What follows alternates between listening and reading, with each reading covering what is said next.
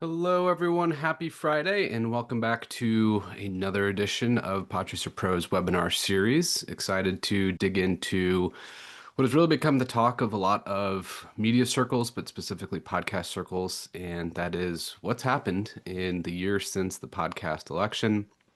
I'll be your host today, Trent Anderson, Head of Growth and Strategy here at Podchaser. And we're going to get into some of the data behind what has happened over the last calendar year.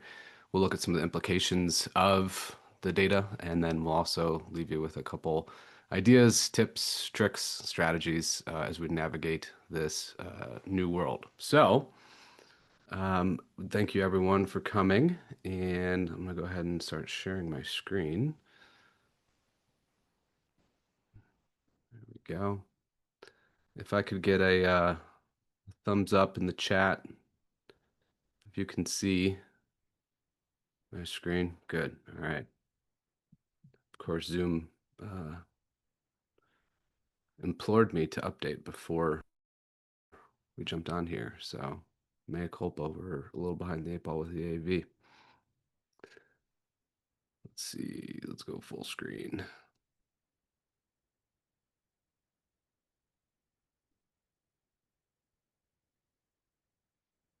All right. There we go. Nothing like starting off one of these webinars nice and crisp. Um, so again, if you've been at one of these before, you know me, you know what I do. But today we are chiefly looking at the podcast selection 1 year later. Again, I'm Trent. You guys hopefully know me at this juncture. I think maybe one little tidbit as we get into this is one of the biggest areas of growth Podchaser had in the calendar year 2025 was with NGOs, nonprofit organizations, otherwise political or affiliated types of organizations as well.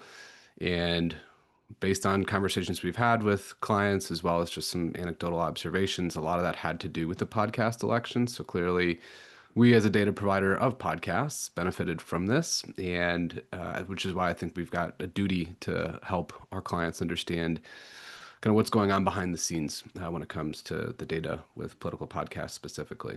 So as we get into this, first thing we want to do is just do a quick refresher on how Podchaser assesses podcast political skew. So we'll look at how we get those numbers, how we determine these types of things as well. And I have got four pieces of this listed here. There's actually quite a few more, but just for means of understanding high level how we get the podcast political skew data, there's going to be four primary methods. So the first is going to be through LLMs. We use diverse training data from a variety of popular LLMs, which we probably all know and have heard of. Then we also look at the AI models themselves. So, for example, if we were using OpenAI's LLM, we might be looking at from an AI model perspective, ChatGPT 5 or 5.1 now versus Claude's most recent or Perplexity's most recent model. The third way that we're going to assess some of this is going to be looking at political data sets. So there are quite a few what we call off-the-shelf data sets that exist where various organizations, nonprofit and otherwise, media watchdogs, et cetera, have packaged a lot of political data and done some assessments of their own. So we marry all three of those things.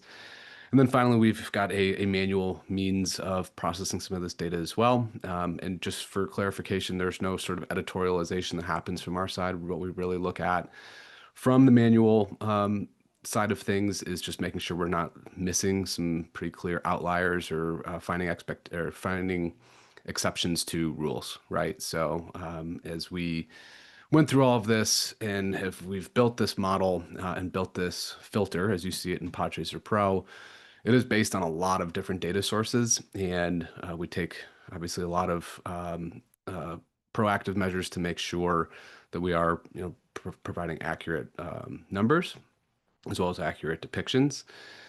And then what's nice about building it in this way is it helps us do a lot more predictive modeling based off of that as well. So as a result, when we look at the kind of pantheon of shows that we've got podcast political skew for, it's over 500,000 at this juncture. It gives us a nice kind of rounded view. So one of the chief ways in which we've been able to assess some of the political skew Data sourcing is, of course, looking at the last 5 episodes of a podcast. It gives us a really good indication based on the LLMs, the AI models, the political data sets, as well as that manual search or manual review.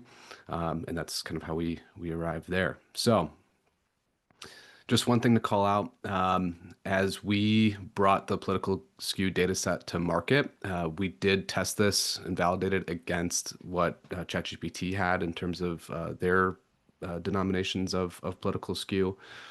And as we released this model last year, we were 96% when compared to ChatGPT's kind of base model, which was only not providing great amount of detail or great amount of accuracy. So as a result, we reflected a 57% improvement from just what ChatGPT had off the shelf. So again, I'm going to get into some more of the details and some of the considerations there. Happy to link you up with our product team who can talk about this even further. But it's all to say, like, we're not just pulling these affiliations or pulling these designations out of the air. It's based on a lot of big data. So if that part was boring for you, maybe we'll make it a little bit more real world. So was 2024 the podcast election? What's interesting is it really became a call to action, call to arms in some cases. And this is just a quick slide that shows you it's not just us saying it. Of course, we're biased to a certain extent, in that more people are listening to podcasts, the better off we are as an organization, we are as an industry, so on and so forth. But a number of reputable outlets and journalistic organizations also dubbed 2024 the podcast election. And we see things from finance sites like Bloomberg, news sites like The New Yorker, Vox, and then political ones like Politico, The Hill, so on and so forth. And of course, there's a lot of downstream impact of that, which is why I included the quick clip here from Adweek. Now, I'm not going to editorialize basically anything as far as the data is concerned. One thing I will editorialize and add my 2 cents into this conversation is that we know that legacy media has had a fracturing of trust. There's a lot of disinformation, misinformation, a lot of lack of alignment between the public at large versus what historically journalistic opinion is put out there, that sort of thing. And again, as a casual observer of the news and otherwise related kind of content ecosystem, if you will, we always try to figure out why are people turning off the news and tuning out when it comes to this and adopting new forms of media such as podcasts or TikTok or YouTube, so on and so forth. And even in trying to pull all of these screenshots together, I had to go to all these publishers' websites. And actually, you can see with a couple of them, I don't have an ad blocker on. It just took sometimes 10 to 30 seconds for these web pages to load because all of these news sites are just stuffed and crammed full of advertising. And as we understand, the media models, there's only a few ways in which media really makes money, and that's of course going to be through advertising. It's going to be through page views, which is a downstream or an upstream impact from advertisers. And if that's emblematic of why we've seen this shift into what we'll call alternative media or new media, if you will, it's just really bad user experience across a lot of news programming, specifically on the digital side, but obviously that carries forth into TV, radio, print as well. So again, my little piece of editorial here is, yeah, of course, people are going to try to tune into things that aren't bombarding them with ads, as exemplified here by some of the screenshots that nearly crashed my MacBook. So in any case, editorial over. Next, in looking at all of this and seeing a lot of the cultural zeitgeist shift around podcasting, specifically as it pertained to the 2024 election, there are two kind of big questions that we wanted to ask. One is, what do we know about new podcasts that have launched since the podcast election? And we'll look at that from November 1st of 2024 to present day. And then what do we know about the reach of these podcasts? So there's a couple different ways that we're going to be able to pull this information. You'll see that in the upcoming slides. But overall, we wanted to, if the public discourse is talking about podcasts as being mainstream now and being the driver of political, events such as presidential elections, even mayoral elections, which we'll get into here in a second too.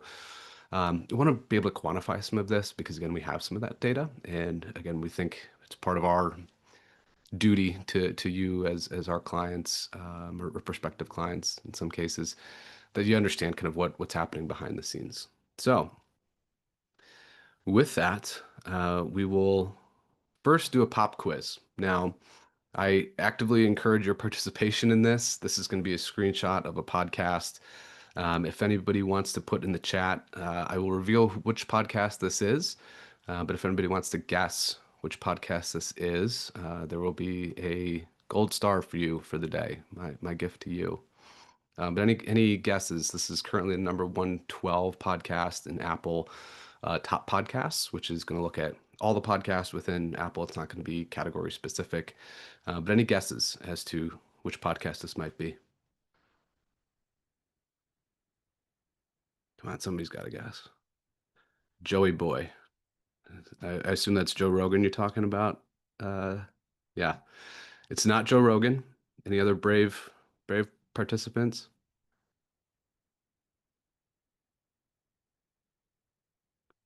No. Stavros? No, this isn't Stavi, baby. This isn't Stavi's world. I know the suspense is killing everyone. So we'll go to the next slide. This is actually the Charlie Kirk show. And the reason why I'm bringing this up, again, there will be zero editorialization of, what's happened and that sort of thing. But um, I think one thing to take a look at is, again, this chart. So obviously there was an event that happened at this right around this time period. And we saw, what had kind of been a trending down podcast all of a sudden go up to number one for a prolonged period of time. And now it's kind of cratered back to earth. Now, there's going to be another example that I'll show. But I think there's some key takeaways here, especially for earned and paid media folks, which I know there's going to be at least a few of you on here today.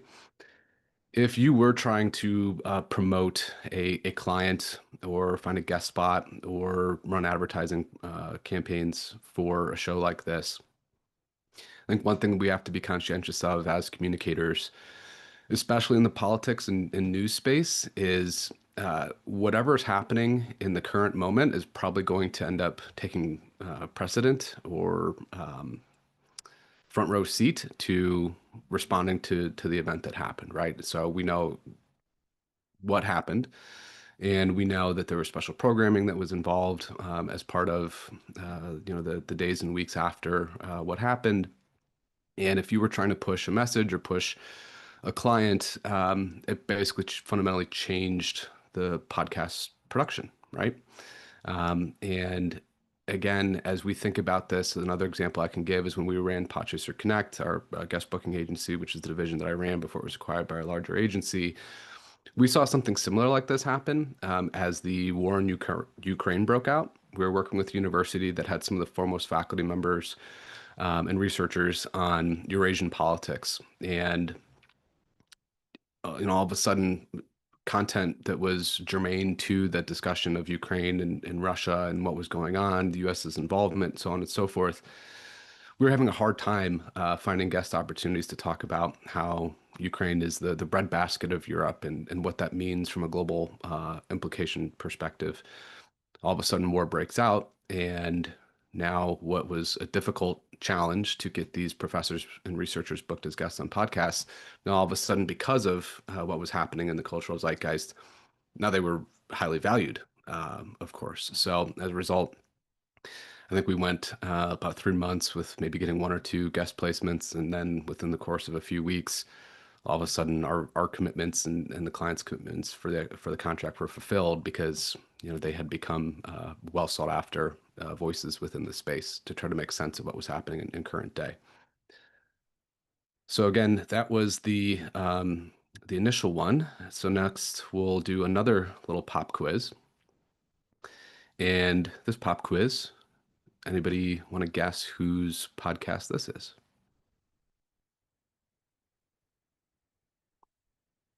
Anyone? Anyone?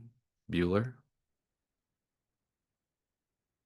This is not Joe Rogan and this is not Stavros. Just FYI, Jules. Midas Touch. Jules, you nailed it. This is exactly right. This is the Midas Touch podcast, which is currently number 61 for top podcasts across Apple in the United States. I think what's interesting with this one is we can also loosely follow the trend that we saw with the last chart that we looked at when we go from kind of like that mid-September range and then into October. And again, what this indicates to me as just a casual observer of this is as this kind of seminal moment or event happened in U.S., it kind of changed the course of public discussions. It had a ripple effects that we still probably haven't felt the total effects of, et cetera. But what's interesting is we saw a low point, kind of a decline to decline, and reaching kind of this peak or this pit, if you will. And then we see a rapid bounce back up. So again, from an observational perspective, it appears as if those who might have views aligned with the previous podcast versus views aligned with this podcast, what it indicates to us is audiences kind of retreated back to their own corners and wanted someone to help them make sense of what was going on in the world and what was going on as it pertained to this individual event, right? And for us as communicators, we don't want to,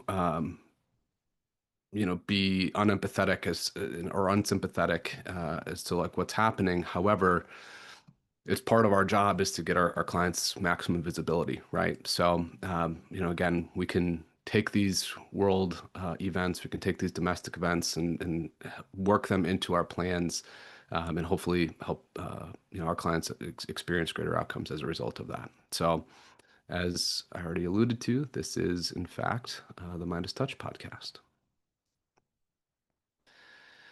So, while we get the show and tell out of the way, now we'll get into the actual data behind some of our studies. So, a couple things. We only looked at the top 20,000 podcasts for this. We've stated before, and it's been known, we look at political skew data across about 500,000 shows. But we wanted to keep this fairly tight for the top 20,000 podcasts. And instead of breaking it down by high left, high right, mid right, low left, low right, we just aggregated the left and the right, and then also kept that intentionally large neutral middle zone. And again, this is going to answer hopefully one of the questions that we asked. So, what has happened with podcasts, specifically political shows, after the November 1st, 2024 date, largely in response to what was dubbed the podcast election. So, what we can see here is these are going to be new podcasts as of November 1st, 2024. A total of 118 left-leaning shows and a total of 66 right-leaning shows were published after that date. And then comparatively speaking, looking at the reach, so 22 million plus for the left and then 14 million plus for the right. Now, I didn't break this down, but if you got a calculator handy or quick math handy, obviously you can, divide the total reach by the number of podcasts and come up with an average, if you will. Obviously, it's not going to be super indicative, but it'd be something to go off of. And with this, I think there's a couple of things to call out. A lot of the digital ink that was spilled about podcasts, a lot of it was directed at Joe Rogan. Joe Rogan has kind of been just like the oddball out group, if you will, for a long time. I think through the course of COVID in the 2020s, he took a lot of criticism for vaccine hesitancy, skepticism around certain things, et cetera. In a lot of ways, he was painted as a right-wing figure as a result of those opinions that he had held. And you saw that play out in the media narrative as it pertained to the podcast selection, chiefly with him having Trump on the podcast. Now, there's a lot of lore and backstory about the Harris campaign and their ability or inability to get Kamala booked as a guest on Rogan's program. I'm not going to delve into any of that. However, I think what we wanted to portray with this is just that when it comes to kind of like the overarching narrative, a lot of it was painted as right-wing podcasts won the election, and in some cases that might be true. Now, the other way that we could look at this is Well, if right wing was the reason for the right wing podcast were the reason for the election happening, well, of course, they'd already won. Why would they want to launch new shows? But again, just looking at kind of law of numbers here, um, there's about 50 additional left-leaning shows, which could be more of a reactionary response to the podcast election. But we'll continue on with some of the data. So this is going to look a lot like the last slide, but there's one caveat, and that is these are only going to be active shows. So we see that a more significant number of left-leaning shows that launched their first episode after 2020, after November 1st, 2024, stopped producing new episodes. There's a couple of reasons for that. In observing this data and actually taking a look at it, there are a few shows that were primarily episodic in nature as opposed to like daily shows or weekly shows, that sort of thing, which is why we see some of that truncation from that 118 number to down to that 103 number. But the reach stays relatively the same, minus plus or minus about a million or so. And then on the right, only one show fell off that list. Interestingly, the big kind of chunky middle, if you will, there's significantly more shows that fell off. If you've attended one of our webinars before, especially those over the last couple of months, we've talked quite a bit about recency and the importance of prioritizing shows that might be newer as opposed to those that have published a couple episodes, they fall off the wagon, and then they never come back to it. So again, I just want to showcase this, that not all shows that were launched continue. And again, we need to adjust our media plans as a result. So then this was looking at all the podcasts. Again, this is going to be for the 20K of the top 500,000. And again, we want to look comparatively speaking here. So are there more left-leaning shows, right-leaning shows, or do we still have this kind of huge gap with these middle or neutral shows? And overall, this is going to be, I believe, of September 1st when we pulled this data. But there are at least a couple hundred more left-leaning shows than there are right-leaning shows. And the total reach is going to, again, be a little bit higher just on aggregate. But again, if we were to do just a quick analysis of dividing total reach by number of podcasts, we can see that some of the bigger programs, especially the bigger right-leaning programs, they have substantially grown their audiences over time. And again, by looking at some of those chart positions, which is one method we could take a look at, as well as kind of just plotting where reach has been for individual shows over time, we have seen there is a bit of a difference there too.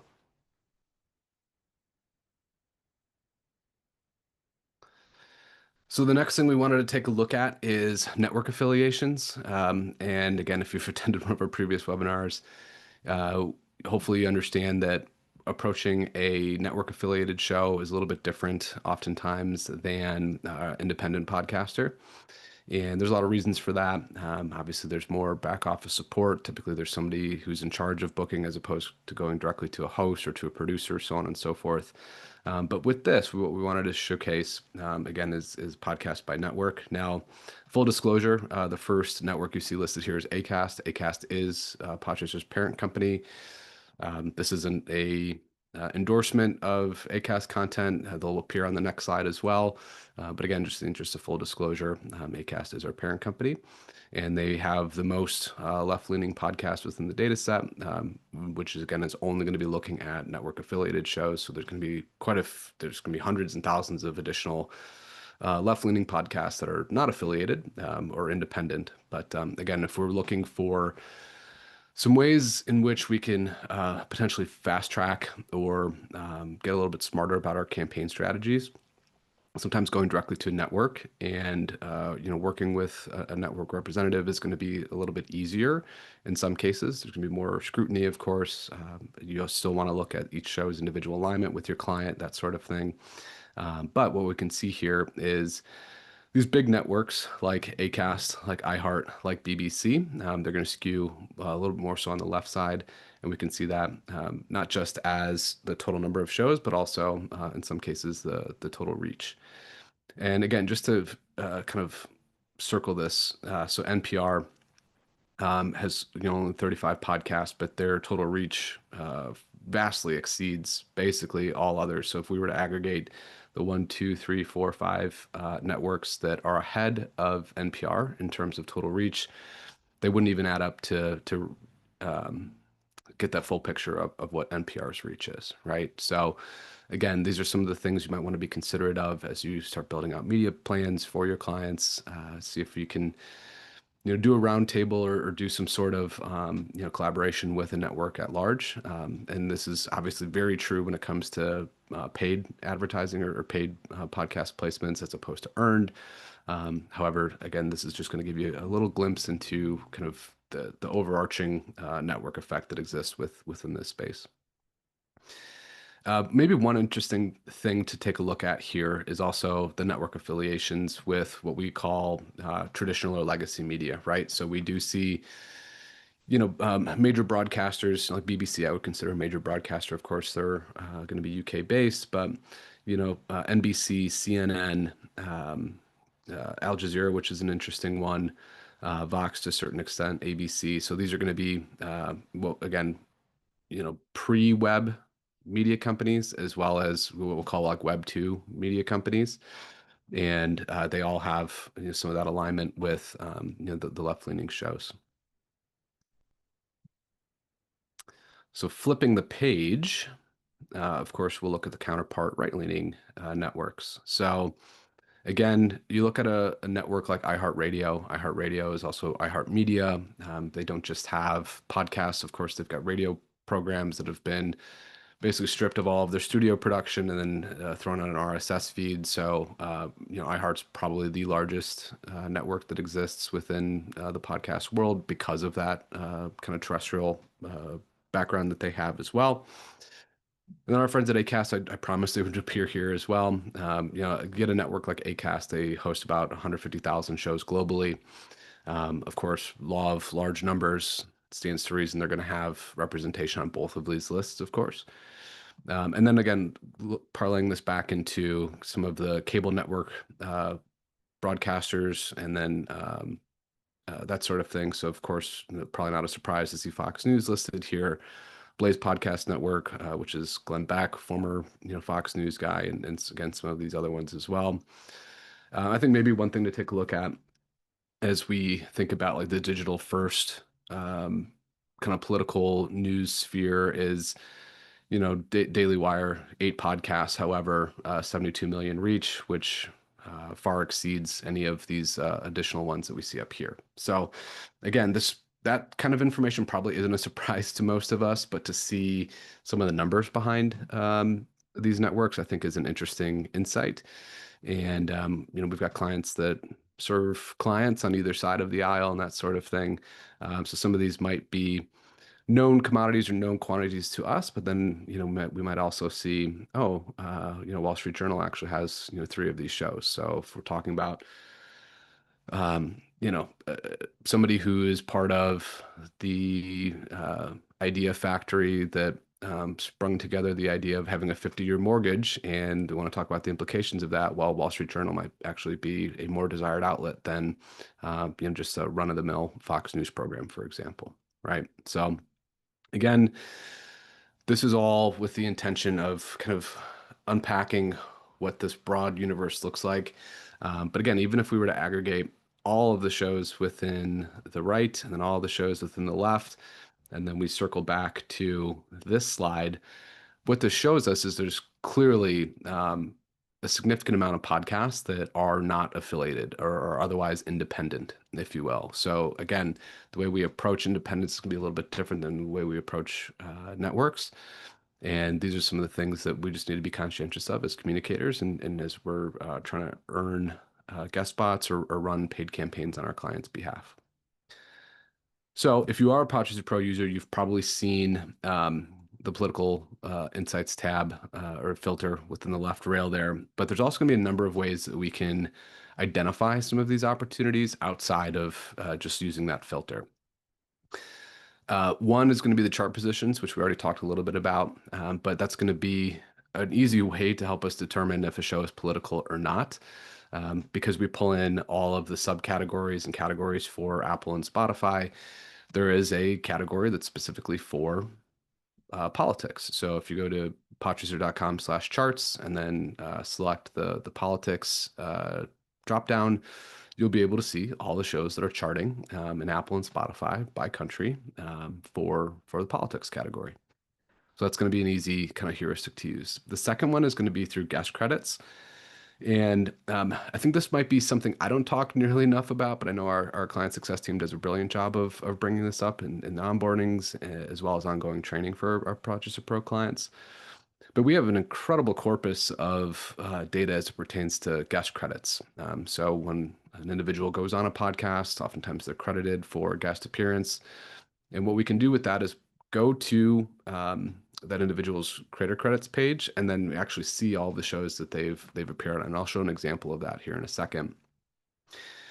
But what that's going to help us do is if we know that the client that we're representing has similar views or is an ally or is an otherwise teammate, if you will, of a given political figure, we can see where the original politician, key opinion leader, et cetera, has appeared as a guest on podcasts before. Then we can kind of draft off of that. So if you've got a client that has similar views, similar stances, so on and so forth, same political party, we can actually kind of jump the line a little bit and say, hey, saw your interview with XYZ. My client, has served under them for 4 years as a legislative intern, whatever the case might be, right? But it's going to allow us to see some of the breadcrumb trail that exists between a program's interest or affinity for certain types of politicians or worldviews or stances. And we can follow that breadcrumb trail to lead to more opportunities for our clients as well. Then another way we can do this is through transcript searches. So this can go beyond the podcast title and description. For those that aren't aware or haven't heard it in a while, we do transcribe every episode of the top 20,000 US based shows. Little teaser, that number is going to be increasing in hopefully Q1 of 2026. We can get even further with this. And then if you use something like Boolean search or our advanced search capabilities, what you can do is actually quickly enter a keyword, enter a politician's name, enter in anything that's germane to your client or their opinions or stances, and then find every episode that has discussed that, not just through the episode title or episode description, but also through the transcript itself. That's going to be really interesting, especially as it pertains to topics or policy, because there's going to be a lot of opinions. A lot of people are going to weigh in on those topics. It doesn't always necessarily mean that they're going to weigh on individuals that are promoting those ideas. But again, this is going to be a really useful way to identify some things that, especially for shows that might be in that very large, intentionally neutral section that we have in the middle. And then finally, transcript analysis. So this is going to go one step further. Once we click into a transcript and we search it, we've got some methods in which we actually do an analysis on the transcript itself. And it's going to help us pull out more ideas or more opinions or more summaries about what was mentioned and in the context in which it was mentioned. So again, if you're looking at policy related topics and you want to throw those in there, there's going to be some interesting things we can do from that side too. Excuse me. Now, looking at this again, chart positions, I already alluded to this, but just go to podchaser.com/charts and then go to the politics category. We can see a drop down from there. And again, you can click on any of these and see all their insights as well. That one's probably the easiest and potentially the most common one that we see. The next is going to be guest credits. So just a quick aside. So obviously the New York City mayoral election happened a couple weeks back. And I think one thing to take away from that is the mayor-elect, Zoran Mandami, did a podcast circuit. And through that, we can actually see, all the shows that he had appeared on. So he's been a guest on at least 37 shows to this point. We're still updating a lot of the credits around his appearances as well. But again, if I, was working with a left-leaning client, I might want to see that obviously he's captured, the ideas and hearts and minds of a lot of left-leaning shows. So, which left-leaning shows has he appeared on? Does it make sense for my client to kind of follow suit from there as well? And the next is going to be the transcript searches. So again, we just threw in something mutual aid, right? So it's going to be a focus keyword that we're going to use. So that's why we put it in quotes for an exact phrase match. We can see, and again, this is just a quick view, but we can see there's been 17,000 mentions of mutual aid. This is all time, but if we wanted to throw on additional filters, so the date that it was aired, so show me only mentions of mutual aid in the last 30 days, we could do that. If we want to throw on it has guest filter, we can do that. We want to throw on episode reach, we can do that as well. So again, this is going to be another really interesting way to triangulate where conversations are happening that are going to be relevant for your clients, especially from an earned media perspective. And then finally, if we're going to take this a step further, we can look at transcripts and search. So if you're not already working with your client success manager to get monitoring reports, I highly suggest that you do. It's going to be a little bit different. Some clients already have this. If you are interested in getting this added on, talk to your client success manager. They can kind of walk you through how this works. But I just pulled a quick search here for the term remigration, and then I ran it through our transcript analysis. And what we can see is pulling out key themes and recurring phrases. There's also going to be in-depth summarization. So let's say you have identified a podcast that looks like a really good fit for your client, no matter what their stances are, what their viewpoints are. Highly recommend having our team do an analysis of the transcript itself. It's going to help you understand, is the podcast host or the panelists that are part of the podcast, are they pro, against, indifferent to the term that you're searching for? So again, this is going to help us feel really confident in our outreach because we know what they said, we know when they said it, and we know what their stances are on it as well. So that's going to conclude most of the political skew data and research. But next, I think this is a really important next couple of slides. Maybe take a screenshot, send it to your clients if they're on the fence about getting involved in politics or getting involved in podcasts generally. And this is new data from our parent company at Acast. They just released the 2025 Podcast Pulse report. It's the second annual that they've done. And I think just as a bit of a teaser, we are likely going to have a full-fledged webinar that's talking specifically about all of the data and details that were included in the report. But just as a bit of a teaser, what makes podcasts so appealing, I think, for us as communicators, for our clients, et cetera, is the fact that podcasts are sought, not served. And what do we mean by that? So listening to a podcast is very intentional. You don't just stumble upon it on your Instagram feed. You don't necessarily just have it served to you as you would on cable TV. But you have to actually go into an app, Apple, Spotify, Pocket Cast, whatever the case might be. You have to search your show, or go to your favorite shows. You have to click play on an episode and you have to actually listen to it, right? So it's going to be a much more intentional medium than some of the others. And I think maybe the most interesting part of this is 60% of daily podcast listeners agree that listening to their favorite podcast host is the highlight of their day. That sounds very strong. We get over 2/3 of people that agree with that statement. And I think, again, just to add some context to that part of it, consuming content from blank, so this is going to be the medium type, feels like a personal one-to-one conversation. So it's the highest at 81% with podcasters, YouTubers 76%, and these are going to be more social media driven. We do have some data about cable news hosts and anchors and that sort of thing as well, but this is strictly for the creator side. And again, if I'm representing a client that wants to have impact and wants to be the change that they want to see in the world, et cetera, I would look at this screenshot or this slide and say, hey, we got to get on podcasts. Clearly, if it's working for presidential candidates, if it's working for mayoral elects, it's working for huge company CEOs of huge companies like Satya Nadella from Microsoft, Sam Altman from OpenAI, Mark Zuckerberg from Meta. It's going to work for us as well. And again, one last slide here. And again, if I'm salivating over that last slide as a communicator, I'm going to be even more so salivating over this one.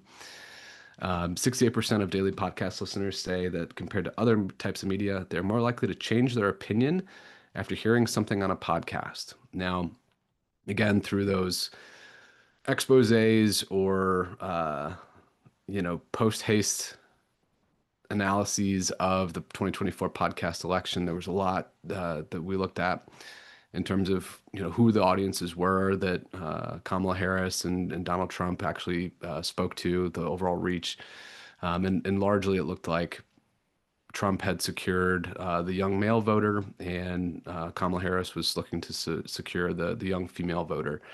And why that matters is, again, if we are in the business of shifting perceptions about brand, whether that's a personal brand, a political organization's brand, so on and so forth, one of the best ways to do that, of course, is going to be through podcasts. And it's not just the podcast listeners that are agreeing with this, also marketers.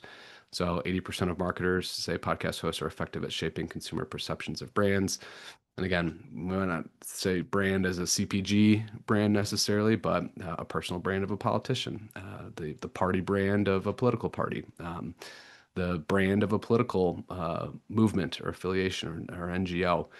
So all to say, this is a bit of a teaser for what will be coming up in a future webinar as provided by our friends at Acast. But these two screenshots in particular, or these two slides in particular, I think if you have clients that are on the fence about getting involved in podcasts, hopefully it gives them a little bit more confidence to enter our world more confidently. So I will open it up for Q&A. If anybody has any questions, comments, you can throw them in here.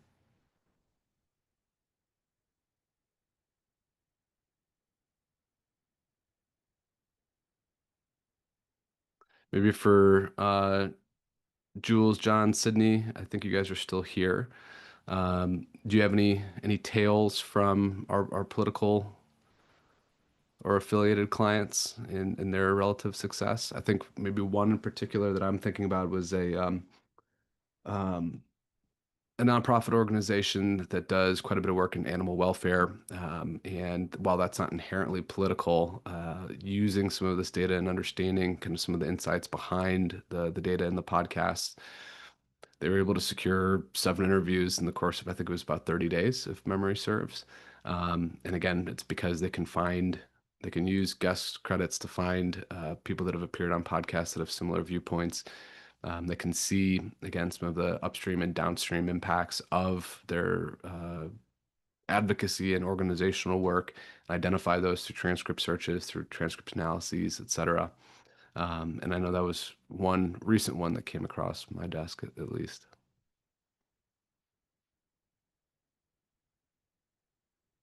But yeah, any other thoughts, feedback, questions, comments? If not, we can get you guys out a little bit early. No? Cool. All right. Well, thanks everyone. Again, this was just a quick view into what has happened in the world of podcasts since the 2024 podcast election. We've seen that there are more left-leaning shows than there are right-leaning shows. We see that left-leaning shows have larger overall reach than right-leaning shows, at least in the aggregate. Obviously, major exceptions exist on a per-show basis. And then we've seen, again, how overall media narrative, both globally as well as temporally constrained, has a direct impact on our ability to earn the attention of podcasters and enter our clients in the conversations that are already happening within that space. So this webinar, of course, was recorded, and we'll get the slides as well as the video out early next week.